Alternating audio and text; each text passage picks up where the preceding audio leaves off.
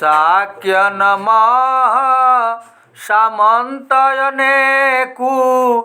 दंडपाणि भट्ट उद्भट एकु तनुजाता सुगुणा गिरिगोपा चारु चंद मुख चमकत चोपा। शाक्यों में अनेक सामंत थे। उनमें से दंडपाणि एक प्रचंड योद्धा था। गोपा उसकी गुणवती पुत्री थी। उसका सुंदर मुख चाव से चंद्रमा के समान चमकता था। 16 वर्ष बयस जब पाई पूरित अंग अंग तरुणाई तासु स्वयंवर दंड रचावा देश विदेश संदेश पठावा। जब उसकी उम्र 16 वर्ष की हुई तो उसके अंग अंग में जवानी भर गई। तब दंडपाणि ने उसका स्वयंवर रचा और देश विदेश में निमंत्रण भेजा। लहि समवाद मुदित जन राऊ किन्ह विचार विचोपित चाऊ राजकुमार कर होई बियाहू तो सब सोच मिटे उरदाहू। स्वयंवर का समाचार पाकर राजा सुधोधन बहुत प्रसन्न हुए। उत्साह से भरकर विचार करने लगे कि अगर राजकुमार सिद्धार्थ का विवाह हो जाए तो हृदय की सब चिंता और संताप नष्ट हो जाए। जो मन राग पसट बंधि जावे तो न विराग भंवर परि पावे जो बन जाई कली रस भोगी होई न मत मधुप पुनि जोगी। अगर राजकुमार का मन प्रेम की डोरी में बंध जाए तो वैराग्य के चक्कर में न पड़े।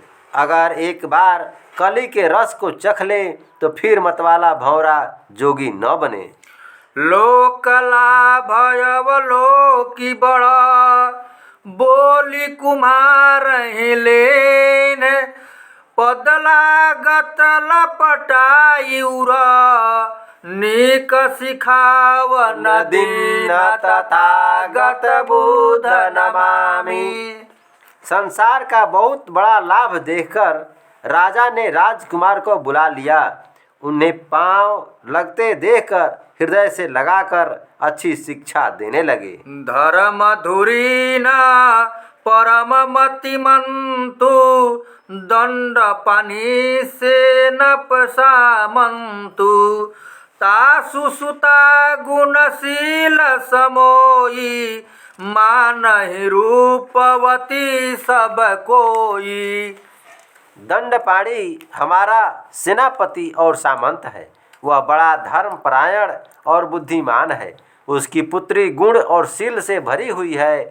सब लोग उसे रूपवती मानते हैं। तासु स्वयंवर दंड रचावा ताहि तनेह निमंत्रण आवा समारोह शुभ देखहु जाई लेहु विमल जय लाहु बराई।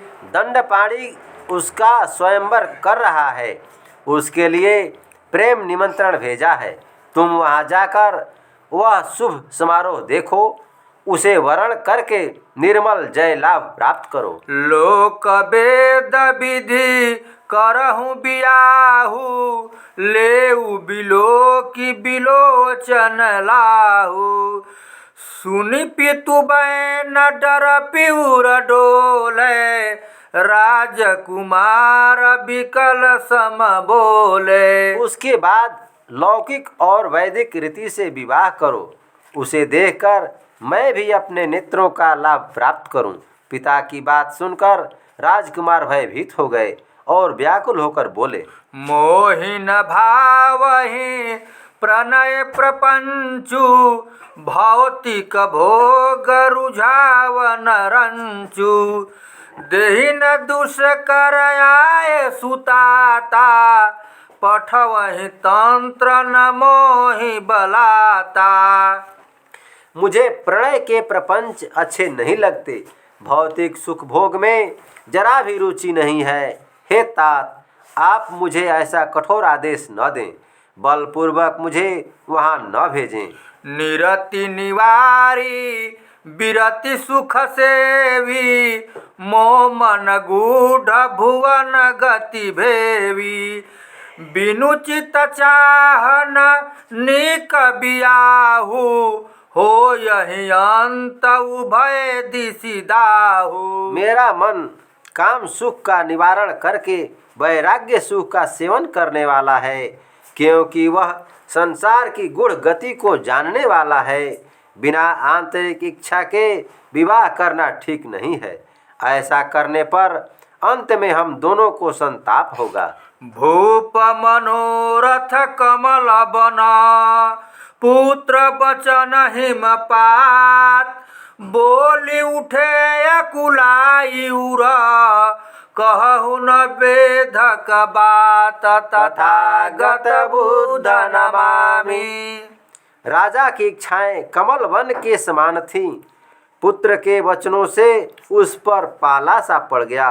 वे व्याकुल होकर कहने लगे, हे पुत्र, हृदय को बेधने वाली बात मत कहो।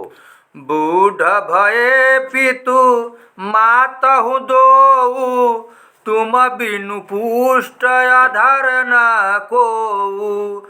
जातक जेठ विभूषण बंसु, तुम हित धारक वत्सव पंसु। तुम्हारे माता पिता दोनों ही वृद्ध हो चुके हैं। तुम्हारे अलावा कोई मजबूत सहारा नहीं है। ज्येष्ठ पुत्र होने से तुम हमारे वंश के विभूषण हो। हे वत्स, तुम ही पैतृक संपत्ति के अधिकारी हो। मोह मत मानी स्वयंवर जाहू, जीति कुमार ही करहु बियाहू। देहु हमहि कछु संबल आगू, पुनि रुचि होइत लेहु बिरागू। अस्तु, मेरी बात मानकर स्वयंवर में जाओ। तुम कुमारी को जीतकर विवाह करो। पहले हमें कुछ सहारा दे दो, फिर इच्छा हो तो वैराग्य ले लो। पालहु रीति कपिल कुल केरी, पुरवधु पुत्र ललक लघु मेरी। सुनि पितु बैन द्रवित उरयापू, जानी गए जिये पितु परितापू। हे पुत्र, सूर्य वंश की प्रथा का पालन करो। मेरी छोटी सी इच्छा पूरी कर दो। पिता के वचन सुनकर सिद्धार्थ का हृदय अपने आप पसीज गया।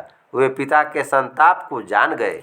मानि निदेश स्वयंवर आए, साज बाज मन भावन भाए। चित्र विचित्र भांति न भांति, तंबू तने बहु पाति न पाति। पिता की आज्ञा मानकर वे स्वयंवर में आए। वहाँ की सुंदर साज सज्जा अच्छी लगी। तरह तरह के रंग बिरंगे तंबू कतार दर कतार तने हुए थे। दल बल संग मदन मधुभोगी, ठहरे आई प्रणय प्रतिजोगी।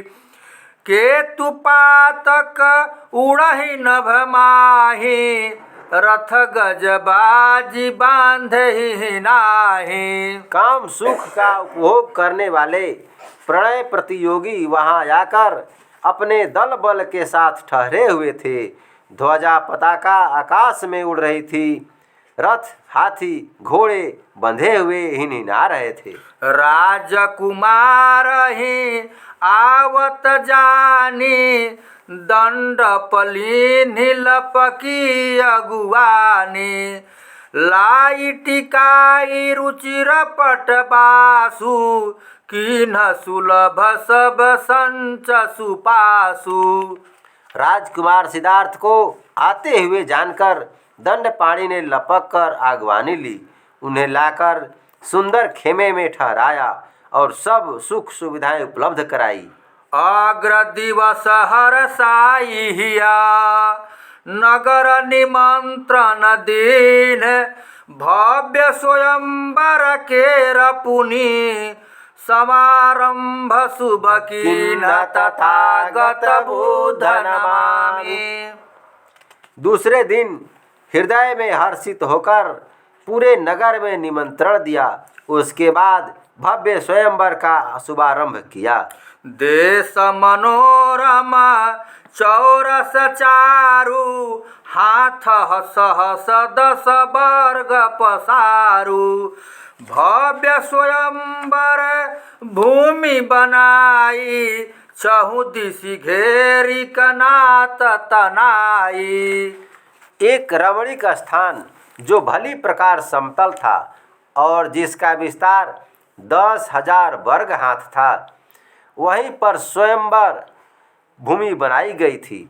उसे चारों ओर से घेरते हुए कनातें तनी हुई थी। व्योम वित्तान तनेते ही तारु, खम्भन खम्भन बंदन वारु, विलय विलय बहु मंच बनाई, नाम पटल लिख दीन लगाई।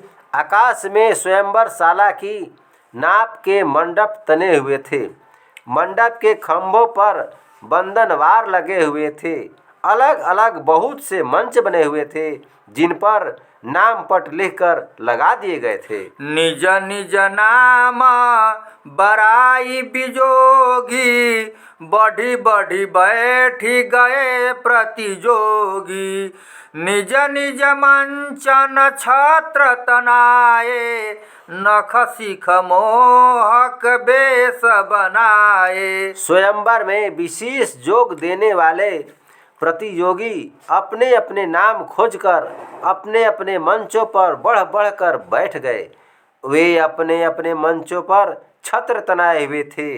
सिर से पांव तक मोहने वाली वेशभूषा धारण किए हुए थे। बांक बिलोकनी तो मरती छी, मूंछन डंक मरोरनी बीछी, रंगित रागत रंगित रंगा, बैठी रहे सहचारी न संगा। उनकी टेढ़ी चितवने तोमर के समान तीखी थी। उनकी मूँछों में बिच्छू के डंक जैसी ऐंठन थी। वे अनुराग से रंगे हुए तथा उत्साह से उमंगित होकर अपने अपने सहचरों के साथ अपने अपने मंचों पर बैठे हुए थे। प्रतियोगी समभाव सब, पूरित रूप गरोर, बरही कुमारी नयान कह, गुणहि मदन मद चूर, तथागत बुद्ध नमामि। सब प्रतियोगी समान भाव से अपने अपने रूप के अहंकार से भरे हुए थे। सब काम के नशे में चूर होकर यही सोच रहे थे कि कुमारी उन्हें छोड़कर किसी अन्य का वर्ण न करे।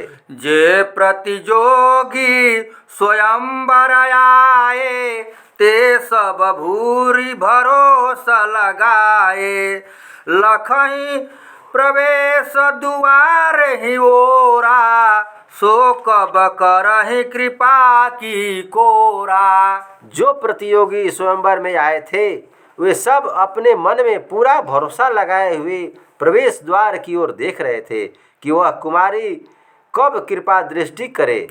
आयहि रंग मही कब गोरी, देखी कब मुख चंद चकोरी, कब कलकंठ बिले महिमाला, कब भरी अंक पियायहि हाला। वे सोच रहे थे कि वह सुंदरी रंग भूमि में कब आएगी, वह चकोरी उनके मुख चंद को कब देखेगी, उनके सुंदर गले में वरमाला कब डालेगी, उन्हें अंक में भरकर प्रणय की मदिरा कब पिलाएगी। सोची अनागत कामय धीरा, मरहि पियास तरंगिनी तीरा, शंख निदा निदा भयउत ही काला, सजग समस्त स्वयंवरशाला।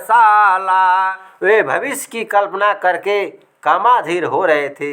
नदी के किनारे बैठे हुए प्यासे मर रहे थे। उसी समय शंखनाद हुआ। पूरी स्वयंवर सभा सतर्क हो गई। अंक सहेली न संग कुमारी, कीन्ह प्रवेश समाज मझारी।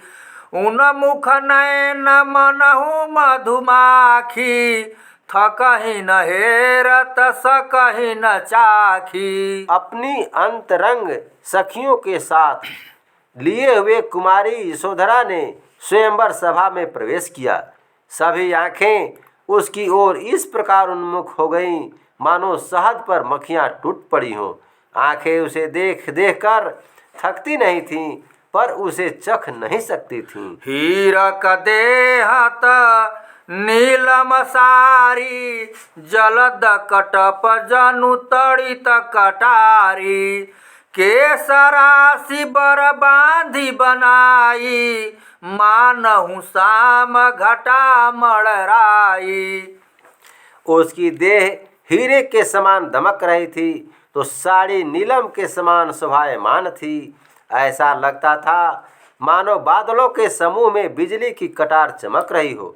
सुंदर केश राशि इस प्रकार बंधकर बनाई गई थी मानो काली घटा मंडरा रही हो। गौर अरुण मुख चंद लखी, पूरहु चंदय पूर। विरचित कांत कपूर महा, मेली मानहु मुनि चूर। तथागत बुद्ध नमामि। उसके लाल और गोरे मुख चंद्र को देखकर पूर्णमासी का चांद भी अपूर्ण प्रतीत होता था। ऐसा लगता था मानो सुंदर कपूर में मणि का चूर्ण मिलाकर उसके मुख को बनाया गया हो। सोमच सक सम नयन नसीले, हेरत हेरि लजाहि लजीले। सरस सरोज कपोलन शोभे, चितवन चित मधुप मधुलोभे। उसकी आंखें शराब की प्यालियों की तरह नशीली थीं। वे इतनी लजीली थीं कि अपनी ओर देखते देखकर लज्जित हो जाती थीं। गालों में रस भरे कमल शोभायमान थे। उनकी ओर देखते ही मन रूपी भौरे उनका मधु पीने के लिए ललायित हो जाते थे। अधर ललाम मदन रसराते, मानहु मंजु मुकुल मदमाते। भिंचति ओठ उलीचति ज्योति, चमकति दांत की दमकति मोती। उसके सुंदर होठ काम रस से लाल हो गए थे, मानो मधु से भरी हुई सुंदर कलियां हो। जब वह अपने होठों को भींचती थी तो ज्योति की एक धारा सी उलझती थी। पता नहीं दांत चमक रहे थे कि मोती दमक रहे थे। इत उत हेरत फेरत नारू, लचती लपकी दर चिकन चारू। चोरी चुभे कठी पावहि नाही, कसम साहि कुच कंचुक माही। शंख के समान सुंदर और चिकनी ग्रीवा इधर उधर देखते या मुड़ते समय लचक कर बल खाने लगती थी। चोली में चुभे हुए उसके उरेज बाहर नहीं निकल पाते थे, इसलिए वे कंचुकी के भीतर ही कसमसा कर रह जाते थे। कर कंकंदन कटी किंचिन भ्रांजे, रुनुक झुनुक पद पायल बाजे। अंगद रत्न जटित भुजराचे, कानन कर्न कुसुम नख खाचे। उसके हाथों में कंगन और कमर में करधनी शोभायमान थी। पैरों में मधुर आवाज करती हुई पायल बज रही थी। भुजाओं में रत्न जड़े हुए बाजूबंद और कानों में कर्ण फूल थे। केसरा शिकारी निशा, सुक चूड़ा मणि चारो। नीलांबर नील बारही, हीराही निहारु। तथागत बुद्ध नमामि।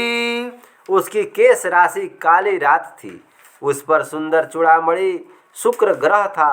नीला वस्त्र ही नीला आकाश था तथा हृदय हार ही निहारिका अर्थात आकाश गंगा थी। लेपित मांजू बदन मुखरागु मनहु कलाधर पोवहु पुरागु मुक्त नयन नफलेप लगाए कंज दलन जनु दीप जगाए। उसके सुंदर मुख पर मुख राग का लेप था, मानो चंद्रमा पर फूलों का पराग हो। खुले हुए नाखूनों पर नखलेप लगाए हुए थी, मानो कमल की पंखुड़ियों पर दीपक जलाए हो। अक्षत पुष्प सहित बरमाला कंचन थारी लिए सहबाला हे रसिता ही सराही सहासु पाई गई जनु इंगित तासु। उसकी सहेली अक्षत और पुष्प के साथ सोने की थाली में बरमाला लिए हुए थी। सखी ने उसे मुस्कुराते हुए प्रशंसापूर्ण दृष्टि से देखा तो मानो उसे आगे बढ़ने का इशारा मिल गया। लोल लहर सम सोलहराई प्रथम मंच पहरू पसियाई काशीराज कर जेठ जमातु ठांड भय उठी गद गद गातु। संकेत पाकर वह रूपसी चंचल लहर सी लहराई और पहले मंच के पास आ गई। उसे देखकर काशी नरेश का बड़ा दामाद गदगद शरीर से उठकर खड़ा हो गया। मृदु मुस्काई नाई कछु माथा किन्ह प्रणाम जमरि जुगा था चारण भाट विपुल बढ़ियागे बिरद बढ़ाई बखान न लागे। मृदुता से मुस्कुराते हुए थोड़ा सिर झुकाकर तथा दोनों हाथ जोड़कर उसने कुमारी यशोधरा को प्रणाम किया। अनेक बंदीजन आगे बढ़ चढ़कर उसका जसोगान करने लगे। सुनति गुणति लेखति लखति बरद बदन विधु मोरी अपर मंच की ओर पुनि मंथर गवनी गोरी तथागत बुध नमामि। उसकी थोड़ी देर तक उसका जसोगान सुनती हुई, गुनती हुई, सोचती हुई, देखती हुई वहाँ पर खड़ी रही। फिर सुंदर चंद्र बदन मोड़कर वह सुंदरी धीमी चाल से चलते हुए दूसरे मंच की ओर चली गई। जह जह जाई अमल मुख चमके तह तह दीप शिखा समदमके सहज ही ले सुमुखी जहि जोहि लोचन लाभ मिले जनुओहि। जहाँ जहाँ जाकर उसका निर्मल मुख चमकता था वहाँ वहाँ दीप शिखा सी चमक उठती थी।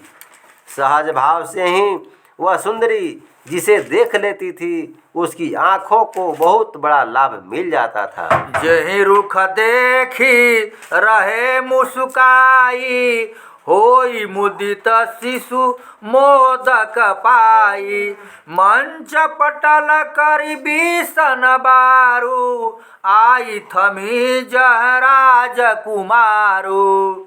जिसकी तरफ देखकर वह मुस्कुरा देती थी वह ऐसा प्रसन्न हो जाता था जैसे कोई बच्चा लड्डू पा गया हो। बीसों मंच पटल पर पार करने के बाद वह वहां आकर रुकी जहां राजकुमार सिद्धार्थ बैठे हुए थे। सहज सुभाए भये उठी ठाढ़े संजत मार विकार न बाढ़े सहज ही कीनन मन सिर नाई हेरी रही मुख फेरी न पाई। राजकुमार सहज स्वाभाविक ढंग से उठकर खड़े हो गए। उनका काम भाव संजत रहा, उनमें कोई विकार नहीं आया। सहज भाव से ही सिर झुकाकर उन्होंने कुमारी को प्रणाम किया। वह उन्हें देखती रही, मुख नहीं मोड़ पाई। होहि कि मुसुधा किरीट बहु बाधे निपट कुटिल लट लट कहीं कांधे नीरज नयन गहीर गंभीरा मनहु समेट ही भरे भव पीरा। कुमार के घुंघराले केस कंधों पर लटक रहे थे। कमल के समान सुंदर नेत्र गहन गंभीर थे, मानो संसार भर की पीड़ा समेटकर अपने भीतर भरे हुए हों।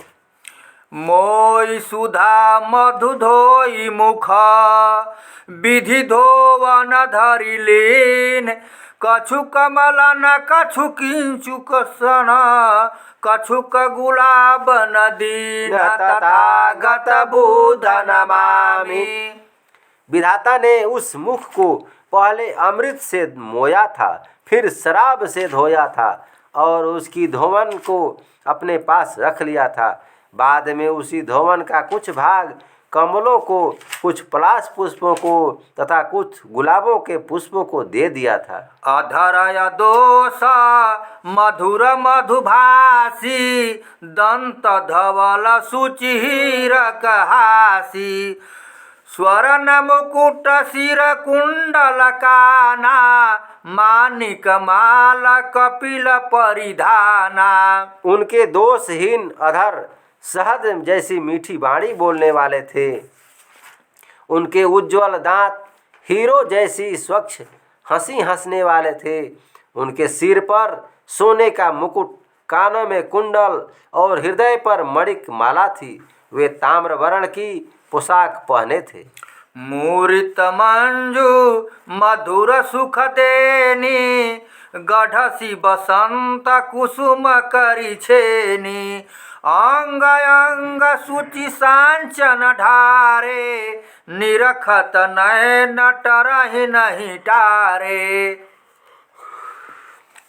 वह मनोहर मूर्ति मन को मधुर लगने वाली तथा आँखों को सुख देने वाली थी। उसे बसंत ने फूलों की छेनी से गढ़ा था। उसके अंग अंग सुंदर सांचे में ढले हुए थे। उसे एक बार देख लेने पर आंखें हटाए नहीं हटती थी। रूप अनूपन लेखन जोगु खोली बिलोचन देखन जोगु नयन नयक भयउ पछतावा पलक पटल विधि बादी बनावा। वह अनुपम रूप देखने लायक लेखने लायक योग्य नहीं था, केवल आंखें खोलकर देखने योग्य था। उस रूप को देखकर जसोधरा के नेत्रों को यह पछतावा होने लगा कि विधाता ने पलकों के कपाट व्यर्थ ही बना दिए थे। चित्र विचित्र मुग्ध मृगिसी ठिठकी रही जिन ठाम ठगीसी शुद्ध बौद्ध खोई लखती लवलाई हिलती न डोलती बोलती नाई। वह चित्र में चित्रित मुग्ध हिरनी के समान ठगी हुई सी अपने स्थान पर ठिठक कर खड़ी रह गई। वह अपनी शुद्ध बुद्ध खोकर मन लगाकर देख रही थी, न हिलती थी न डोलती थी और न बोलती थी। कि न सजगयली अंगुली कोची जागी उठी तनु निंद बिलो मोची इत उत हेरी चली सकुचाई अग्र मंच पहरू पसियाई। उसी समय उसकी सखी ने उंगली कोचकर उसे सतर्क किया। वह ऐसे जाग उठी मानो नींद टूट गई हो। इधर उधर देखकर लज्जित होकर चल पड़ी और अगले मंच के पास आई। मन मंदिर महमोहिनी मूरत गई समाई बढ़ई न आगे पावब गोरी गई गरुआई तथागत बुध नमामि। वह मोहनी मूर्ति के उसके मन मंदिर में समा गई, अस्तु उसका मन कुछ भारी हो गया जिससे उसके पैर आगे नहीं बढ़ते थे। जिन नयन वह रूप समाना तीन नयनन किमि दिखैया ना, पाई गए दृगदूनि मजूरी, शेष रही अब खा नहीं पूरी। जिन आंखों में सिद्धार्थ का वह रूप समा चुका था, उन आंखों से अब कोई दूसरा कैसे दिखाई देता। उसकी आंखों को अपनी मेहनत की दूनी मजदूरी मिल चुकी थी। अब उसे कुछ देखने की इच्छा नहीं थी, केवल खाना पूरी बाकी रह गई थी। नयन निहारी देखहि नाही, सुनहि न कान अकिनि रहि जाहि, बढ़हि न पाव घसीटन लागे, डोली रही सब मंचन आगे। अब उसकी आंखें देखती नहीं थी, निहार कर रह जाती थी, कान सुनते नहीं थे, अनेक कर रह जाते थे, पांव बढ़ते नहीं थे, उसे घसीट कर रह जाते थे। ज्यों ज्यों ज्यों त्यों करके उसने सब मंचों के सामने डोलने की रस्म पूरी कर ली। जस तस चक्र प्रथम जब पूरा, शिथिल शरीर भय श्रम चूरा, बेगी स्वयंवर भूमि बिहाई, बिकल बिहाल गई जहमाई। जैसे तैसे करके जब पहला चक्र पूरा हुआ तो उसका शरीर परिश्रम से चूर होकर शिथिल पड़ गया। वह शीघ्र ही स्वयंवर को छोड़कर बेचैन और बेहाल होकर अपनी माता के पास चली गई। बर जेहू जाहि बरन हित माता, किन्ह हरन मम चित बलाता, लहऊ न चैन दहऊ रदाहा, बरऊ न ताहि करऊ अब काहा। वह माता से कहने लगी, हे माता, जिसे वरण करने के लिए तुमने मना किया था, उसे बलपूर्वक मेरा चित्त हरण कर लिया। अब मैं अपने हृदय दाह में जल रही हूँ, मेरे मन में चैन नहीं है।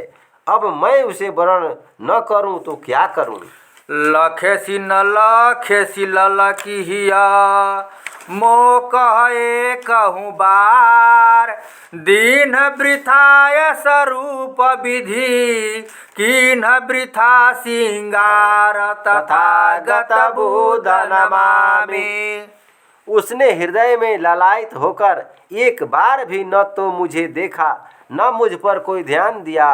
विधाता ने मुझे व्यर्थ ही इतना रूप दिया और मैंने व्यर्थ ही 16 श्रृंगार किए। हो मनहु कह करी अति करुई, ताके सिमोहि समुचि हरुई, निपट विरक्त बिरसौर पावा, सरस सुमन सम मोहन मन भावा। उसने मुझे अपने मन में बहुत हल्की समझकर मेरी तरफ इस प्रकार देखा, मानो मैं कोई अत्यंत कड़वी ककड़ी हूँ। यद्यपि उसने बहुत ही नीरस हृदय पाया है, तो भी वह मन को सरस पुष्प के समान अच्छा लगा। काट छाट अव लोकी अनूठी, आवती दृष्टि सृष्टि सब जूठी, जौन प्रथम मैं लखती ताहि, बरतिउआन पुरुष छिन माहि। उसके अंगों की अनुपम काट छाट देखकर मुझे सारी सृष्टि उसकी जूठन जान पड़ती है। अगर मैं पहले उसे न देखती तो क्षण भर में ही किसी अन्य पुरुष का चुनाव कर लेती। ताहि लखे लखी परत न कोई, जहाँ देखऊँ तह दिखत ही सोई, लखत ही ताहि गई जिय जानी, हो यही साच असित मुनि बानी। पर उसे देखने के बाद अब कोई दूसरा दिखाई ही नहीं देता, जहाँ देखती हूँ वही दिखाई देता है। यह तो मैं उसे देखते ही जान गई कि असित मुनि की भविष्यवाणी सही होगी। सो जन्म ही ते विमुख विरागी, लीन जन्म जुग को कहीं लागी, करही न जो पुनि करही बियाहू, दे यही अंतय सह दुख दाहू। वह जन्म से ही विषय वासना से विमुख है, राग भाव से रहित है। ऐसा लगता है मानो उसने लोक कल्याण के लिए ही जन्म लिया है। वह या तो विवाह करेगा ही नहीं, और अगर करेगा तो अंत में असहनीय दुख दाह देगा। फुरही असित मुनि बानी खलु, जुरही न शोषण सार। मोहि पटकी मझधार मह, छारहि सो घर बार। तथागत बुध नमामि। असित मुनि की भविष्यवाणी निश्चय ही सही साबित होगी। वह सांसारिक सुख भोगों में संलग्न न होगा। वह अपने मझधार में पटक कर घर बार छोड़ देगा। शाक्य कुमार अपर बड़रागी, लखत ही मोहि ललकहि जिय जागी। मैं न मथित चित चैन ललहई, फारी नयन जनु लीलन चहई। दूसरा शाक्य कुमार बड़ा कामुक जान पड़ा। मुझे देखते ही उसके मन में वासना जाग उठी थी। कामाधीर होने के कारण वह बहुत बेचैन हो गया था। आंखें फाड़ फाड़ कर मुझे इस तरह देख रहा था मानो आंखों से ही निगल जाएगा। देवदत्त भल नाम बतावा, रूपत सो सलो नहीं पावा। लाग कठोर तदपि उरतासु, मिलहि न संचक बहु सहवासु। चरणों में ने उसका शुभ नाम देवदत्त बताया था। रूप रंग तो उसने भी सुंदर पाया है, पर उसका हृदय बड़ा कठोर जान पड़ता है। उसके सहवास में कभी शांति न मिलेगी। मर विपरसी पल संदलयंगा, जिय बिन कोटि कलपयहि संगा। ऊंच नीच जिय जोहि जहाना, ताहि बर नहित मैं पन ठाना। मुझे एक क्षण के लिए चंदन के अंगों का स्पर्श करके मर जाना मंजूर है, पर करोड़ों कल्पों तक सर्प के साथ जीना स्वीकार नहीं है। संसार का ऊंच नीच सब सोचकर मैंने सिद्धार्थ को ही वरण करने का संकल्प किया है। जो पुनि मोह पर सांच सनेहूँ, ताहि बर नहित अनुमति देहूँ। जानी गई जिय पीर करारी, बोली प्रेम विकल महतारी। हे माता, अगर मुझ पर तुम्हारा सच्चा प्रेम है तो उसे वरण करने की अनुमति दे दो। उसकी माता उसके मन की तीव्र प्रेम पीड़ा को जान गई और व्याकुल होकर बोली, कीन्ह सदा जब तो रही चाहा, मैं अवरोध करऊँ अब काहा। होई भले ही सो काल्हि विरागी, आजू तयाऊ तो रहे लागी। मैंने जब सदैव ही तेरी इच्छा पूरी की है तो अब कोई रुकावट क्यों डालूं। भले ही वह काल वैराग्य ले ले, पर आज तेरे लिए ही आया है। नीक निमिष भर प्रिय जन लाहूँ, अप्रिय संग जन्म भर दाहूँ। बारी चुकी मन मानिक जाही, उमगी उराव बरसी की नताही। क्षण भर के लिए भी प्रियजनों का मिलन अच्छा है, पर अप्रिय लोगों का साथ जन्म भर दाह देने वाला है। तू अपना मन माणिक जिसे समर्पित कर चुकी है, उसे आनंद से उमंगित होकर वरण क्यों नहीं करती। मातु बचन सुनि मोद मन, भई गद गद सब देह। गई स्वयंवर भूमि पुनि, पूरित सहज स्नेह। तथागत बुध नमामि। माता की बात सुनकर उसका मन प्रसन्न हो गया। देह गदगद हो गई।